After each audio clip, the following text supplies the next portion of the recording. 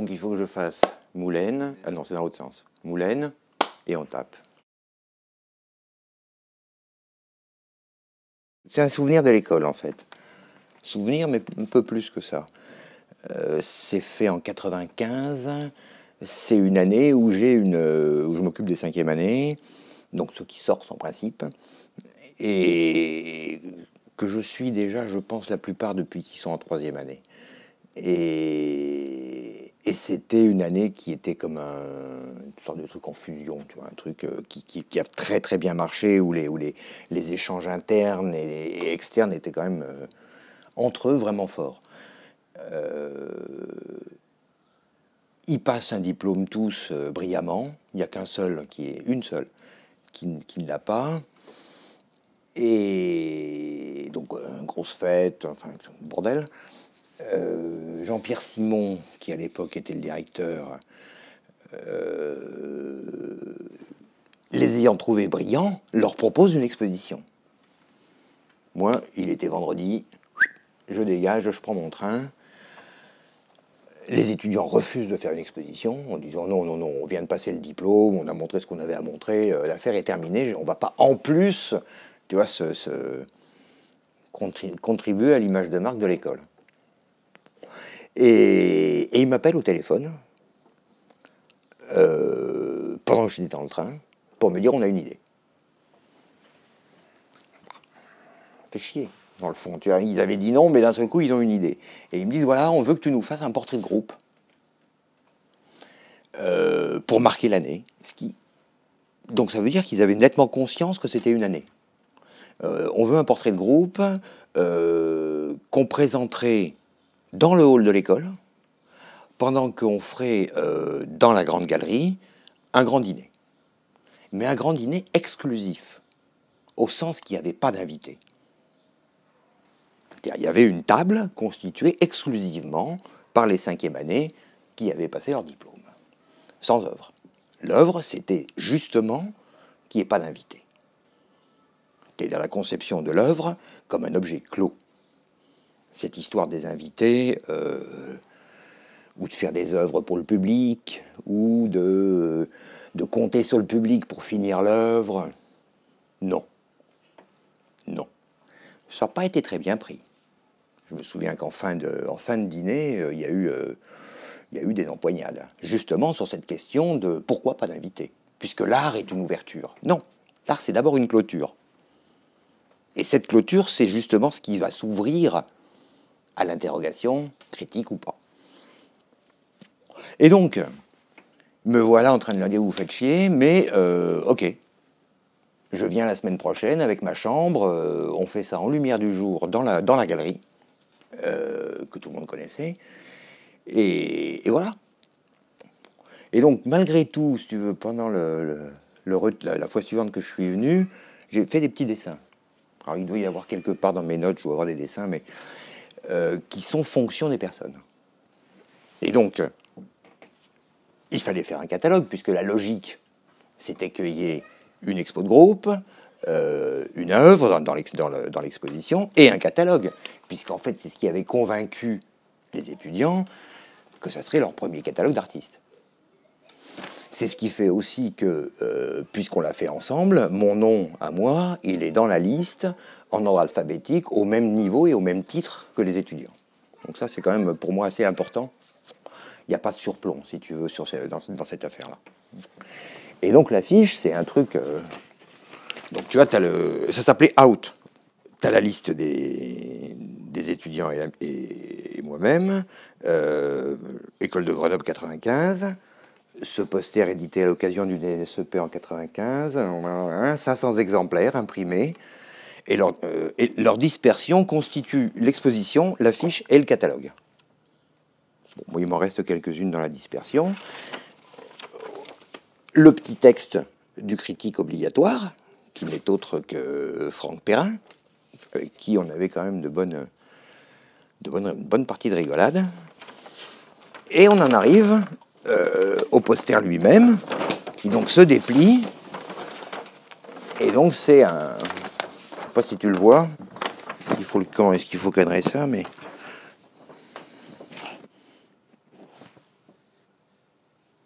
Voilà. Et alors, là-dedans, pour ceux qui connaissent le monde de l'art d'aujourd'hui, il y a des têtes qui sont familières. Là, on est en 95, 20 ans après. Il y a un certain nombre de ces jeunes gens qui sont devenus des artistes visibles. Moi, ce qui m'intéresse aussi, c'est ceux qui ne sont pas encore visibles. Parce que justement, contrairement aux générations précédentes, qui a vu la naissance de l'école de Grenoble, donc, où il y avait une demande des galeries. On est au début des années 80, et les galeries recrutaient beaucoup. Et donc beaucoup de galeries recrutaient en fait à travers les profs, qui désignaient qui étaient les bons artistes, etc. Et donc en fait la génération avant moi s'est constituée comme ça, parce qu'il y avait une demande du marché. Moi, tu me connais un peu, j'avais pas cette position-là, donc j'ai plutôt conseillé aux étudiants de s'immerger, de préparer leur bombinette, et quand elle serait prête, de la sortir. Pas chercher à monter les échelons de ma province vers Paris, de Paris vers l'international, ça c'est des conneries. Donc je sais qu'il y en a un certain nombre des gens qui sont là. Bon, de manière évidente, tout le monde reconnaît Mathieu Lorette, mais par exemple Guillaume et bon, moi je les ai recroisés récemment, l'un à Bordeaux. Ils sont toujours super actifs, mais pas actifs dans le monde de l'art. C'est aussi l'intérêt d'une école, c'est-à-dire c'est ce qu'on appelait à l'époque le multiplug.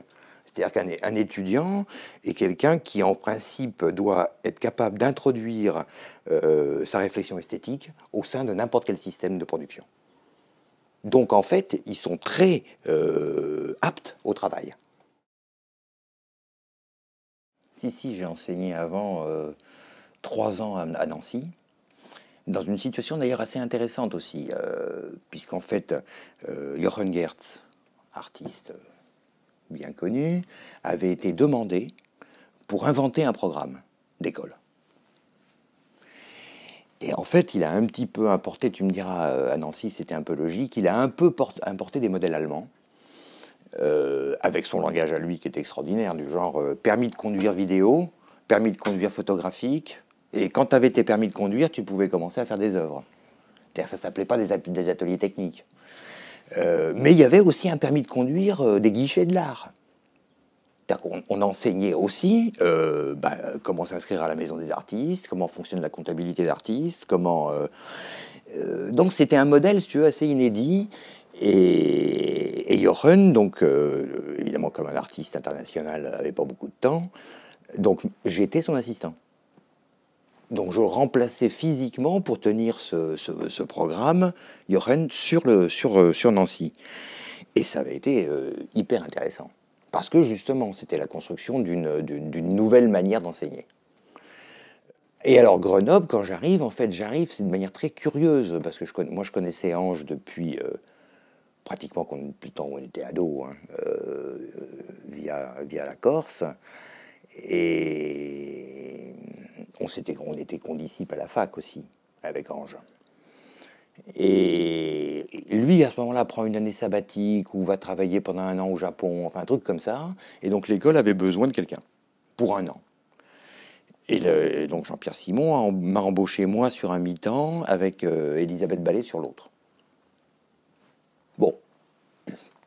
Et puis je me suis mis au boulot. Et puis au bout d'1 an, les étudiants ont dit « mais il n'est pas question que tu repartes ». J'arrive donc en remplacement de Ange. Et puis là, je découvre une école. Mais découvrir une école, c'est principalement découvrir, je dirais, comment elle se situe en ville. Moi, j'appelais ça le pot de yaourt au fond de la cuvette. Parce que Grenoble, c'est quand même d'abord des montagnes tout autour, le plat en bas, et dans ce plat, un pot de yaourt à l'envers qui est l'école. Mais parce que tu vois, en tant qu'enseignant, tu as le temps de faire des allers-retours, mais tu sors pas beaucoup, puisqu'on était logés sur place, tu sors pas beaucoup de l'école. Ou quand tu sors, c'est parce que les étudiants ont décidé de faire une fête dans la montagne, et tu sais pas vraiment où tu vas. Donc, par contre, il est clair que l'enseignement se passait plutôt allez, disons de 11h30 à 2h du matin.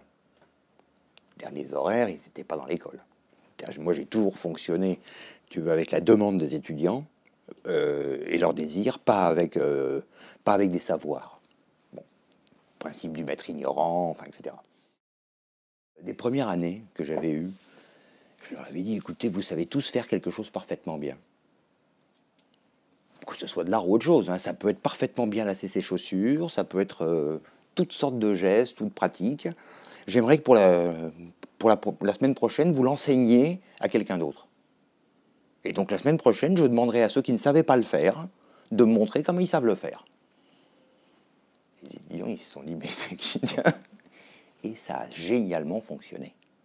C'est-à-dire qu'ils se sont mis immédiatement en auto-apprentissage collectif. Alors après, ce que tu peux faire à ce moment-là, c'est pas introduire des nouveaux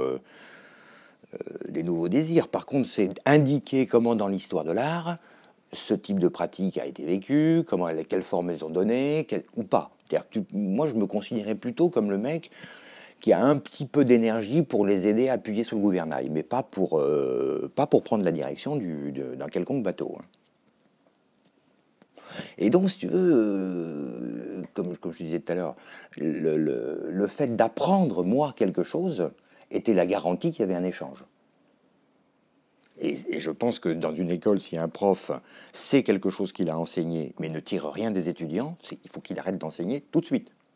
Et malheureusement, les écoles demandent des savoirs, pas des pratiques. Oui, ça la marque. Je dis oui, ça la marque, mais en même temps, moi, je venais de plus loin. Donc, ça la marque, mais comme l'épisode des années 50 ou la dernière guerre, tu vois. Oui, mais d'une certaine manière, on voyait que c'était fini. Curieusement, tu vois, le moment de leur présence, et donc il fallait renouveler le truc. Hein. Enfin, renouveler. Il fallait que les énergies se réassemblent. Mais oui, ça se sentait, moi je le sentais essentiellement quand même à travers la fréquentation de Jean-Luc et Ange. Parce qu'ils en parlaient. Et qu'il y avait une espèce de... Tu sais, ça a toujours été comme ça. Hein. Les grandes institutions aiment bien un artiste. Pas les grandes institutions. Des personnages dans les grandes institutions aiment bien un artiste et finalement on arrive à faire des versions, je dirais presque low-tech, de la pensée de l'artiste appliquée à l'institution. Et on voyait, moi je sentais un truc un peu comme ça. Bon, ceci dit, Grenoble, c'est pas seulement la scène de l'école, hein. C'est le triangle qui se forme avec le magasin, le musée, et qui sont à ce moment-là pratiquement en concurrence interne. Et du coup, cette concurrence fait que les étudiants tombent très très vite. Et il y avait le magasin.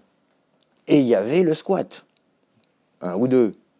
Ici, il y avait, comment il s'appelait là, à côté. Oh là là, j'ai la mémoire crevée, ça fait 20 ans quand même. Hein.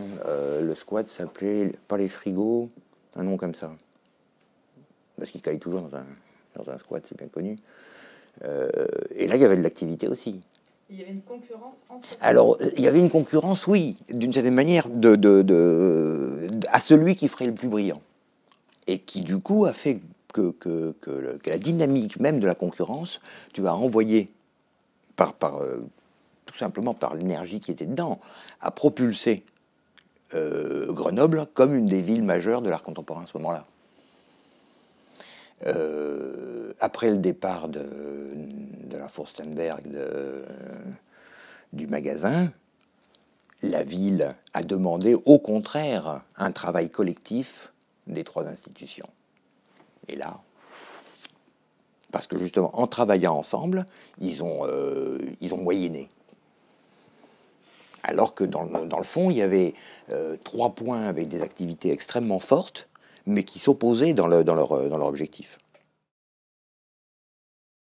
Il y avait quand même dans cette école un type, Jean-Pierre. C'est le seul que j'ai rencontré comme ça. Il se définissait comme chercheur en bibliothèque. Brillant. Et je me souviens qu'entre autres, il avait des tactiques assez bonnes. Hein. Un étudiant empruntait un livre, il ne le rangeait pas. Il le mettait sur une table collective, parce qu'il savait que l'étudiant qui avait lu le livre allait en parler à un de ses copains, qui chercherait le bouquin, et il serait tout de suite là sur la table. Donc c'était des manières, si tu veux, d'organiser des sortes de focus à un moment sur un type d'œuvre, ou un type d'activité, ou une école, machin. Et effectivement, le bouquin étant sur la table, il était relu. Ça, c'était brillant. Il nous avait demandé de constituer notre propre bibliothèque. Chaque prof avait une bibliothèque avec des bouquins spécifiques et une étagère spécifique. C'est-à-dire même la forme du présentoir faisait partie du truc. Non, c'était... Il y a eu des moments Et puis on habitait sur place. Donc tout là-haut, il y avait une cuisine, 1, 2, 3, 4 chambres, je pense. Et donc il y avait aussi, si tu veux, au-delà même des étudiants, des vraies discussions de cuisine. Mais c'est le meilleur endroit pour causer d'art, en fait. Normalement, les étudiants n'avaient pas le droit de foutre les pieds dans l'appartement des profs. Ben, il y en avait certains qui dormaient tard. Franck Perrin, il fallait la veiller presque systématiquement. Je te dis, Martine Abalea a dû enseigner 1 an. C'était, je te dis, un nuage vaporeux, coloré, goûteux, mais est-ce que c'était le profil d'un prof? Pas du tout. Mais justement, c'est ce qui la rendait tout à fait efficace. C'est-à-dire que elle était 24 heures sur 24 dans son boulot. Et donc, ça opère par imprégnation, capillarité, imprégnation. Comme des rapports de proximité qui annulaient en tous les cas l'espace de l'âge. Beaucoup de choses. J'ai appris à écouter d'abord les désirs des générations qui montaient. Et je pense que ça, c'est essentiel. Dans mon œuvre, ça se sent pas forcément fort. Par contre, si tu regardes l'œuvre de Jean-Luc, c'est très manifeste à quel point il réimporte les désirs des étudiants dans son travail. Qu'est-ce que ça apprend? Ça apprend la collégialité, le débat, la nécessité de l'autre, de l'exposition, du travail matériel, de la pratique. Enfin, tu vois, ça fournit aussi un argument, bizarrement, parce que dans une école, on parle. Et donc, si tu veux, ça aguerrit la théorisation. Voilà. Et je dirais d'une certaine manière, moi, c'est toujours quelque chose que j'ai eu présent avec les étudiants dans ma manière d'enseigner. Essayer de faire en sorte qu'ils produisent des pièces, soit, mais qu'ils produisent aussi des pièces qui sont des positions théoriques. C'est-à-dire que la position théorique soit prise en charge directement par l'œuvre. Mais ça suppose de parler et de dessiner. Quand tu m'as parlé que tu voulais faire quelque chose sur la scène, sur les écoles comme scène, je l'ai entendu dans le vocabulaire d'aujourd'hui, sans problème. Et puis, je me suis reporté aux années 80-90, et je me suis dit, tiens, c'est curieux qu'à l'époque, ça ne se disait pas pour les écoles. Et j'en suis arrivé à me dire, mais si, en fait, ça a commencé à se dire à Grenoble, justement à cause de cette dynamique collective qui, du coup, s'est qualifiée de scène. Et depuis, c'est devenu presque un standard. Mais de la même manière, s'introduisent au même moment dans l'école des concepts ou des pseudo-concepts qui ont fait florès, c'est-à-dire qui encore aujourd'hui font partie maintenant du vocabulaire standard d'un étudiant qui sort d'une école. Les formats. La question des formats d'exposition, que moi je trouve mais totalement à l'envers, mais tu fais tes pièces, tu verras bien comment où ça va. Remplir un espace standard, on t'a dit c'est un 52 minutes, je vais le remplir, ah bon. Et si tu as besoin de 48 minutes, comment tu fais? Ah je vais rallonger. C'est idiot. Cette question du format était absolument aberrante. du point de vue des artistes, et que les artistes eux-mêmes l'utilisent pour pré-formater la réception de leurs pièces, je trouve ça encore plus navrant. Mais bon, c'est un concept qui sort à ce moment-là. Donc, tu veux, je dirais qu'il n'y a pas qu'une scène, il y a aussi vraisemblablement une approche théorique qui apparaît. Bon, moi, je me suis plutôt tenu à l'écart, voire contre, tout en considérant qu'il fallait qu'elle se développe. Mais tu veux, quand moi j'y suis rentré, j'ai considéré que la question était close.